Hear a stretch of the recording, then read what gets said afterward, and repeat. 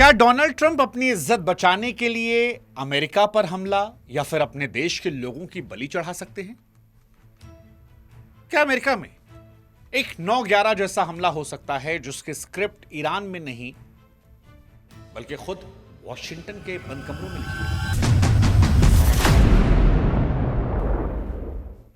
क्या America Israel versus Iran war में America एक डिजिटल फॉल्स फ्लैग यानी बड़े साइबर अटैक के जरिए अमेरिका में इमरजेंसी लगवा सकता है? अब पहली नजर में आपके मन में सवाल आएगा, क्यों अमेरिका ऐसा क्यों करेगा? क्योंकि ये बातें सुनने में किसी हॉलीवुड की फिल्म जैसी लगती है, लेकिन पिछले 48 घंटों में जो कुछ अमेरिका में हो रहा है, चाहे वो ट्रंप के खास अफसरों के इस्तीफे की बात हो या फिर ईरान के स्लीपर सेल्स का वो डर, ये इस युद्ध को ऐसे मोड़ पर ला रहा है जहां हकीकत और शक के बीच की लकीर मिट रही है। आज अमेरिका एक तरफ यह दावा कर रहा है कि युद्ध हम जीत रहे हैं, लेकिन दूसरी तरफ जो दिख रहा है वो ये कि तेल की कीमतें उसकी कमर तोड़ रही हैं। वो इस युद्ध के दलदल में फंस गया है जहां से ना निकल पा रहा है ना जीत पा रहा है।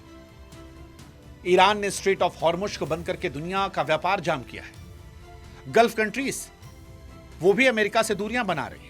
अमेरिका अपनी एम्बेसीज गल्फ कंट्रीज से खाली कर रहा है। अमेरिका इकोनॉमिकली बहुत ज्यादा पैसा इन्वेस्ट कर रहा है और उसका एंड रिजल्ट उसकी सुपर पावर के तौर पर नहीं आ रहा, क्योंकि दुनिया यह मान रही है कि ईरान जीत तो नहीं पाएगा लेकिन वो अमेरिका से हारने को भी तैयार नहीं है। और युद्ध लंबा अमेरिका को नुकसान करवा रहा है, क्योंकि रूस से सैंक्शन हटाने पड़ रहे हैं, उसे यूक्रेन से नजरें फेरनी पड़ रही है, दुनिया से कहना पड़ रहा है रूस से तेल खरीद लो। ऐसे में सवाल यह है कि क्या इस युद्ध को एक निर्णायक मोड़ पर ले जाने के लिए अमेरिका खुद पर हमला करवा सकता है? इतिहास गवाह है कि वियतनाम से लेकर इराक तक अमेरिका ने हमेशा झूठी जानकारी के दम पर युद्ध शुरू किए, और अब जब नेशनल काउंटर टेररिज्म सेंटर के चीफ जो केंट का इस्तीफा आया तो दुनिया ने देखा कि व्हाइट हाउस के अंदर भी बगावत शुरू हुई है। और यहीं से सवाल कि क्या यह उस फॉल्स फ्लैग यानी फर्जी हमले का सच जिसकी आहट अब सुनाई पड़ रही है? नमस्कार, मैं हूं शुभांकर मिश्रा और यह खबर बहुत महत्वपूर्ण है। अमेरिका इजराइल वर्सेस ईरान का युद्ध जिसे लेकर दावा किया गया था कि शायद 3-4 दिन में खत्म हो जाएगा, वो युद्ध लगातार चल रहा है। और उस युद्ध में अब एक नई थ्योरी आ रही है अमेरिका के खुद पर अटैक करवाने की, ताकि वो किसी महाविनाशक हथियार का इस्तेमाल करके इस युद्ध को खत्म कर सके। इस कहानी की शुरुआत हम करें उससे पहले हमारी आपसे गुजारिश है कि हमारे व्हाट्सएप चैनल से आप जरूर जुड़िएगा। लिंक हमने डिस्क्रिप्शन में कमेंट सेक्शन में दे रखा है, और यहां भी सब्सक्राइब कीजिएगा। 8 मिलियन का परिवार हो गया है। हमारी एक कोशिश है कि जल्दी से जल्दी 10 मिलियन का परिवार हो, थोड़ा जश्न मनाया जाए। लेकिन अमेरिका क्या जश्न मनाने के लिए खुद पर हमला करवा सकता है? अब ये सवाल होगा क्यों, उसे क्या? तो इस सवाल का जवाब अमेरिका की उस हार में छिपा है जिसे वो दुनिया से छिपाने की कोशिश कर रहा है। ट्रंप सरकार ने सोचा था कि ईरान के बड़े लीडर के खत्म होते ही सरकार गिरेगी, अमेरिका अपनी पसंद का बंदा वहां बिठाएगा। वेनेजुएला पर उसका कब्जा हो रखा है, यहां भी ईरान के अंदर तेल पर उसका कब्जा हो जाएगा। फिर वो अपने मन मुताबिक चाइना से लेकर भारत को तेल बेचेगा। चाइना जो अमेरिका की बराबरी करने वाला है, उसकी इकोनॉमिक ग्रोथ को वो रोक देगा। इजराइल ग्रेटर इजराइल में एक्सपैंड हो जाएगा, और इसीलिए इजराइल अमेरिका साथ आए। लेकिन हकीकत इससे अलग निकली। आज आलम यह है कि दुनिया का कोई भी बड़ा देश अमेरिका के साथ नहीं खड़ा है। ट्रंप ने सोचा था कि एक धमकी पर सब लाइन में आ जाएंगे, लेकिन आज अमेरिका खुद को अकेला पा रहा है। अमेरिका के अंदर सवाल उठ रहा है कि वो इजराइल का पपेट बन गया है। खाड़ी मुल्क जो है वो अपनी सुरक्षा को लेकर अमेरिका के मिलिट्री ठिकानों से हाथ खींचने पर मजबूर है। कई तो दावा कर रहे हैं खाड़ी के अंदर अमेरिका का सुपर पावर हमेशा के लिए खत्म हो गया। अब खाड़ी देशों में इस युद्ध के बाद भी अमेरिका की स्थिति वैसी नहीं रहेगी। युद्ध के मैदान में अमेरिका को हर दिन करोड़ों डॉलर का नुकसान हो रहा है। और यहीं से सवाल उठता है कि जब आप कोई युद्ध नहीं जीत पाते, आपकी ताकत पर सवाल उठने लगे, तो क्या एक फर्जी हमले की जमीन तैयार करके मजबूर किया जाए कि हथियार डाल दिए जाए या कुछ निर्णायक मोड़ हो जाए? देखिए, अमेरिका को लेकर यह हो सकता है क्योंकि अमेरिका का इतिहास गवाह है कि हमेशा झूठ बोलकर युद्ध शुरू किया। आप पीछे मुड़कर देखिए, हर बार की यही कहानी रही है। साल 1964 में गल्फ ऑफ टॉनकिन में, याद कीजिए, अमेरिका ने दुनिया से कहा कि वियतनाम ने उसके जहाजों पर हमला किया। इसी एक झूठ के दम पर अमेरिका ने वियतनाम युद्ध में एंट्री की और सालों बाद उनकी अपनी फाइलों से पता लगा कि ऐसा कोई हमला नहीं हुआ था। आप 2003 इराक देखिए, पूरी दुनिया के सामने बीबीसी और बाकी चैनलों पर अमेरिकी अफसरों ने दावा किया था कि सद्दाम हुसैन के पास खतरनाक केमिकल हथियार है। इस डर के नाम पर इराक को खंडहर बना दिया गया, लेकिन आज तक वहां से कोई ऐसा हथियार नहीं मिला। बाद में पता चला कि वो अमेरिकी इंटेलिजेंस की सिर्फ एक मनगढ़ंत कहानी थी, कपोल कल्पना। असली वजह कुछ और थी, तेल, डॉलर। इस बार भी यही थ्योरी अपनाई गई। ट्रंप ने जब ईरान पर हमला शुरू किया, दुनिया से कहा कि ईरान परमाणु बम बना सकता है, ईरान हम पर हमला करने वाला था, इसलिए हमने अटैक कर दिया। वो हम पर करता उससे पहले हमने खामनेई को मार दिया। और ऐसा कोई सच निकल कर नहीं आया। और इसी वजह से शायद अमेरिका के नेशनल काउंटर टेररिज्म सेंटर के चीफ जो केंट ने इस्तीफा दिया, जो धोखे का बड़ा सबूत है। पहला, देखिए, जब घर का सबसे भरोसेमंद चौकीदार नौकरी छोड़ दे तो समझ जाइए कि मालिक कुछ गलत कर रहा है। जो केंट का इस्तीफा कोई छोटी मोटी बात नहीं है। जो केंट के इस्तीफे में जिन बातों का जिक्र किया गया और जो रिपोर्ट छपी, वो ट्रंप सरकार की पूरी कहानी को गलत साबित करते हैं। और केंट कोई छोटे मोटे सरकारी अफसर नहीं थे। वो एक रिटायर्ड स्पेशल फोर्सेस ऑफिसर है जिन्होंने 11 बार युद्ध के मैदान में जान दांव पर लगाई है। उनके रेजिग्नेशन लेटर में जिन हिस्सों का जिक्र है उसमें कहा गया कि ईरान की तरफ से अमेरिका को कोई तत्काल खतरा नहीं था। यह सब उसने इसलिए किया ताकि वो इजराइल को खुश कर सके, अमेरिका में जो इजराइल की स्ट्रांग लॉबी है उसे खुश कर सके।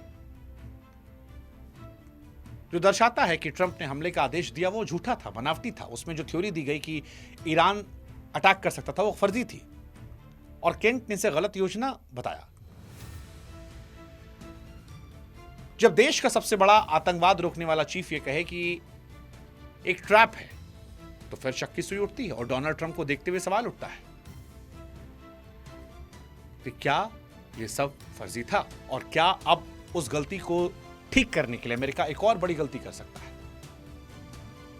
अटैक करवाकर, फॉल्स अटैक या फिर डिजिटल फॉल्स फ्लैग जिसके जरिए अमेरिका में इमरजेंसी लाई जाए।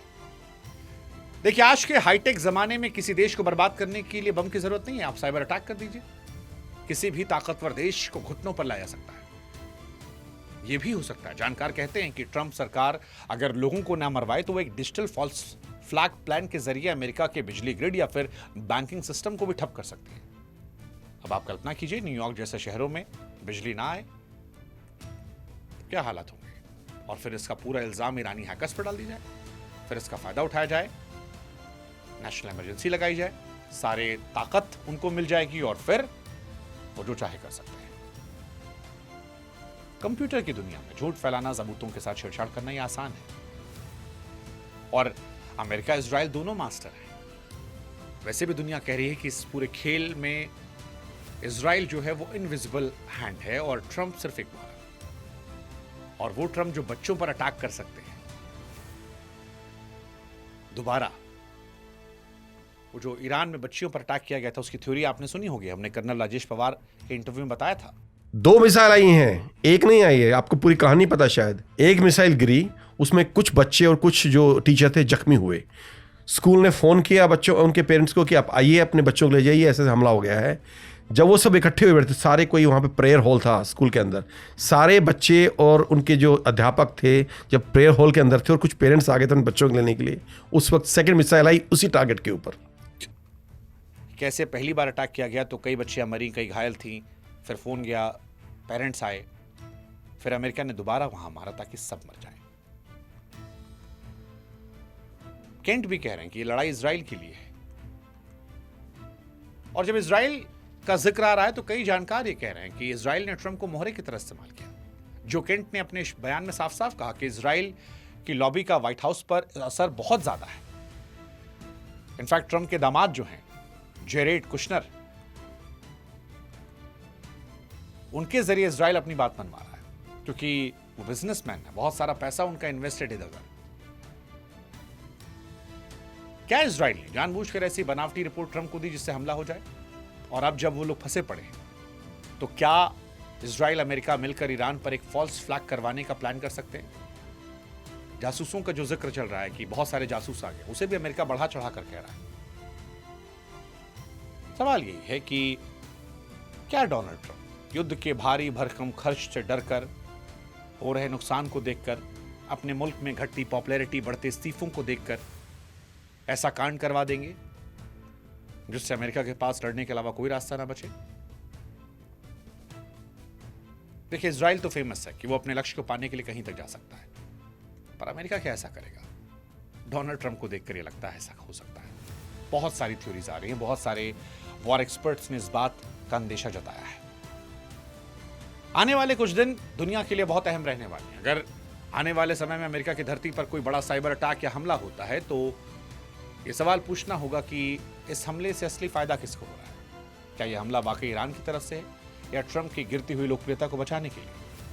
जो कैंट का इस्तीफा, पेंटागन की खामोशी डरावनी है, अनहोनी की तरफ इशारा करती है। हमें आपको भी सावधान होना होगा क्योंकि इतिहास गवाह है, जब किसी लीडर की कुर्सी डूबती है तो अक्सर बेगुनाहों का खून बहाकर उसे बचाने की कोशिश की जाती है।